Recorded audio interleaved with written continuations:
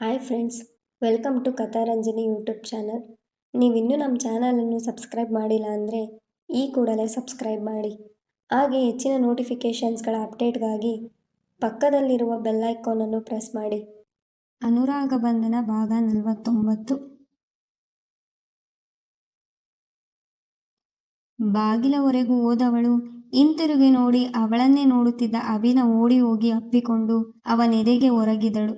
ಅವಳ ಕಣ್ಣೀರು ಅವನೆದೆ ತೂಯಿಸಿತು. ಯಾಕಳ್ತಿದ್ಯಾ? ಏನಾಯ್ತು? ಅವನನ್ನು ಅಪ್ಪಿಕೊಂಡಿದ್ದವಳ ಸರಿಸಲು ಕೇಳಿದ. ಬಿಗಿಯಾಗಿ ಅಪ್ಪಿಕೊಂಡಿದ್ದವಳಿಂದ ಬಿಡಿಸಿಕೊಳ್ಳಲು ಅವನಿಗಾಗಲಿಲ್ಲ. ಏನಿಲ್ಲ, ಸ್ವಲ್ಪ ಹೊತ್ತು ಸುಮ್ಮನಿರು ಪ್ಲೀಸ್, ಅವನ ಮುಖ ನೋಡುತ್ತಾ ಹೇಳಿ ಮತ್ತೆ ಎದೆಗೊರಗಿದಳು.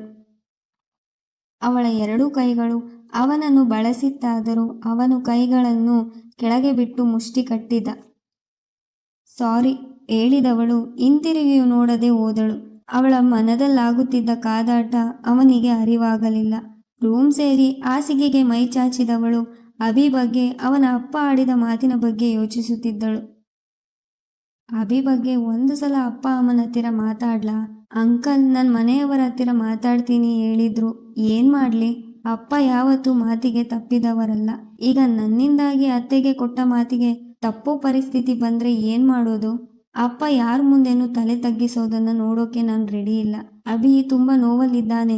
ಇಂಥ ಸಮಯದಲ್ಲಿ ಅವನಿಗೆ ನನ್ನ ಅವಶ್ಯಕತೆ ಇದೆ. ನಾನು ಏನ್ ಮಾಡ್ಲಿ ದೇವ್ರೆ? ಒಂದು ಕಡೆ ಎತ್ತವರು, ಇನ್ನೊಂದು ಕಡೆ ಅಭಿ. ಒಂದು ಬೇಕು ಅಂದ್ರೆ ಇನ್ನೊಂದನ್ನ ನಾನು ಕಳ್ಕೊಳ್ಳೇಬೇಕು. ನಾನು ಏನ್ ಮಾಡ್ಲಿ? ಯೋಚಿಸುತ್ತಾ ಮಲಗಿದವಳನ್ನು ನಿದ್ರಾದೇವಿ ತನ್ನ ಮಡಿಲಿಗೆ ಎಳೆದುಕೊಂಡಳು. ನಿನ್ನಿಂದ ದೂರ ಆಗೋದು ಕಷ್ಟ ಇದೆ ಪ್ರಾದ್ಯ. ನೀನ್ ಮರೆಯೋ ಪ್ರಯತ್ನದಲ್ಲಿ ನಾನಿದ್ರೆ ನೀನು ಮತ್ತೆ ಹತ್ತಿರ ಆಗೋಕೆ ನೋಡ್ತಿದೀಯಲ್ಲ. ನೀನು ನನ್ನವಳಾದ್ರೆ ನನ್ನಷ್ಟು ಖುಷಿ ಪಡೋರು ಈ ಭೂಮಿ ಮೇಲೆ ಯಾರೂ ಇಲ್ಲ. ಆದ್ರೆ ನೀನ್ ಎತ್ತವರ ಕನಸಿಗೆ ಗೋರಿ ಕಟ್ಟಿ ನಿನ್ನನ್ನು ನನ್ನವಳನಾಗಿ ಮಾಡಿಕೊಳ್ಳೋ ಯಾವ ಆಸೆನೂ ನನಗಿಲ್ಲ. ಬೇಡ, ಇದ್ಯಾವುದು ಬೇಡ. ನೀನು ಚೆನ್ನಾಗಿರ್ಬೇಕು ಪ್ರಾದ್ಯ.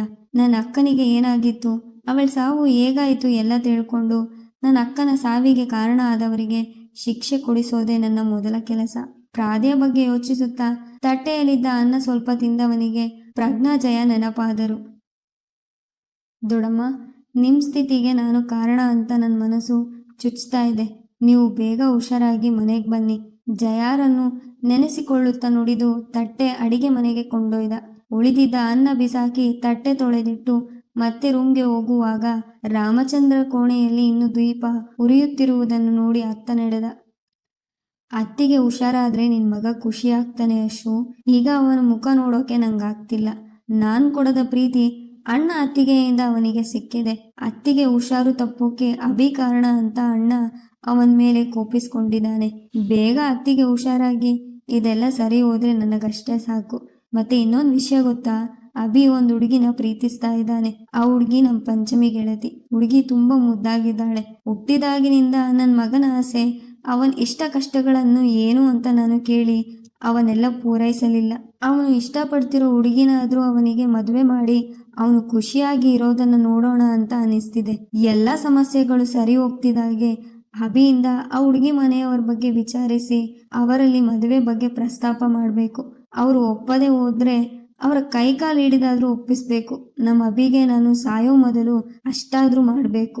ಅಶ್ವಿನಿ ಅವರ ಫೋಟೋ ನೋಡುತ್ತಾ ಮಾತಾಡುತ್ತಿದ್ದರು ರಾಮಚಂದ್ರ. ಅವರ ಮಾತು ಕೇಳಿಸಿಕೊಂಡು ಅಲ್ಲಿಂದ ಹೋದವ ಅವನ ರೂಮ್ ಸೇರಿಕೊಂಡ. ಪ್ರಾದ್ಯ ಜೊತೆ ನನ್ನ ಮದುವೆ ನನ್ನ ಕನಸಲ್ಲಿ ಒಂದಾಗಿತ್ತು. ಆದ್ರೆ ಅದು ಯಾವತ್ತೂ ನಡೆಯೋದಿಲ್ಲ. ಬೆಡ್ ಮೇಲೆ ಬೋರಲು ಬಿದ್ದವ ಪ್ರಾದ್ಯ ಬಗ್ಗೆಯೇ ಯೋಚಿಸುತ್ತಿದ್ದ. ಮರುದಿನ ಬೇಗ ಎದ್ದ ಅಭಿ ಸ್ನಾನ ಮುಗಿಸಿ ಆಸ್ಪತ್ರೆಗೆ ಹೊರಟ. ಐಸಿಯು ಹೊರಗಡೆ ಪ್ರಭಾಕರ್ ಇಲ್ಲದೆ ಇರೋದನ್ನ ನೋಡಿ ಒಳ ನಡೆದ. ಮಲಗಿದ್ದ ಜಯಾರವರ ಕಾಲು ಮುಟ್ಟಿ ನಮಸ್ಕಾರ ಮಾಡಿ ಅವರ ಕೈ ಹಿಡಿದುಕೊಂಡ. ದೊಡಮ್ಮ, ಸಾಕು ನೀವು ಮಲಗಿದ್ದು, ಎದ್ದೇಳಿ. ನೀವು ಮನೆಯಲ್ಲಿ ಇಲ್ಲದೆ ನನಗೆ ತಿಂಡಿ ಕೊಡೋಕ್ಕೂ ಯಾರಿಲ್ಲ, ಊಟ ಮಾಡಿದ್ಯಾ ಅಂತ ಕೇಳೋಕ್ಕೂ ಯಾರಿಲ್ಲ.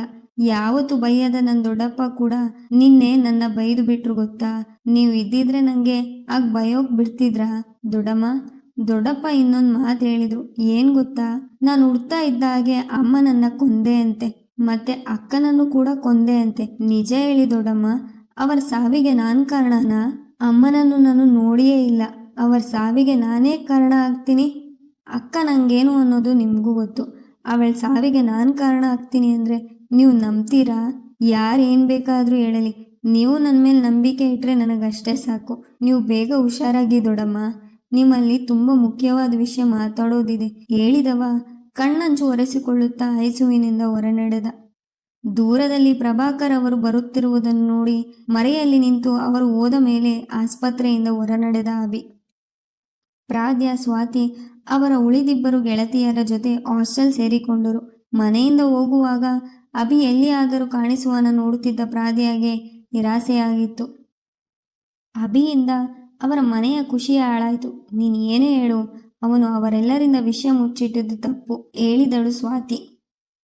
ಅವರ ಮನೆ ವಿಷಯ ನಮ್ಗೆ ಯಾಕೆ, ಬಿಟ್ಟು ಬಿಡು. ಯಾವಾಗ ನೋಡಿದ್ರೂ ಬೇರೆಯವರ ಬಗ್ಗೆ ಮಾತಾಡೋದೇ ಆಯಿತು ತುಸು ಜೋರಾಗಿ ಹೇಳಿದಳು ಪ್ರಾದ್ಯ. ಸ್ವಾತಿ ಅವಳನ್ನೇ ನೋಡುತ್ತಾ ಬಾಕಿಯಾದಳು.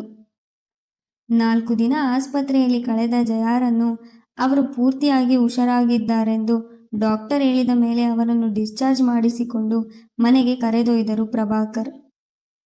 ಅಮ್ಮ, ನಿನ್ನ ಮೊಮ್ಮಗ ನನ್ನ ಹೆಂಡ್ತಿನ ನೋಡೋದಾಗ್ಲಿ ಮಾತಾಡೋದಾಗ್ಲಿ ಮಾಡಬಾರ್ದು. ಹಾಗೇನಾದರೂ ಆದರೆ ನಾನು ಜಯನ ಕರ್ಕೊಂಡು ಮನೆ ಬಿಟ್ಟು ಹೋಗ್ತೀನಿ, ಪಾರ್ವತಿ ಅವರಲ್ಲಿ ಹೇಳಿದರು ಪ್ರಭಾಕರ್. ಕತೆ ಮುಂದುವರಿಯುವುದು. ನಿಮಗೆಲ್ಲ ಈ ಕತೆ ಇಷ್ಟವಾಗಿದೆ ಎಂದು ಭಾವಿಸ್ತೇನೆ. ಕತೆ ಇಷ್ಟವಾಗಿದ್ದಲ್ಲಿ ಲೈಕ್ ಮಾಡಿ, ಕಮೆಂಟ್ ಮಾಡಿ, ಶೇರ್ ಮಾಡಿ. ಧನ್ಯವಾದಗಳು.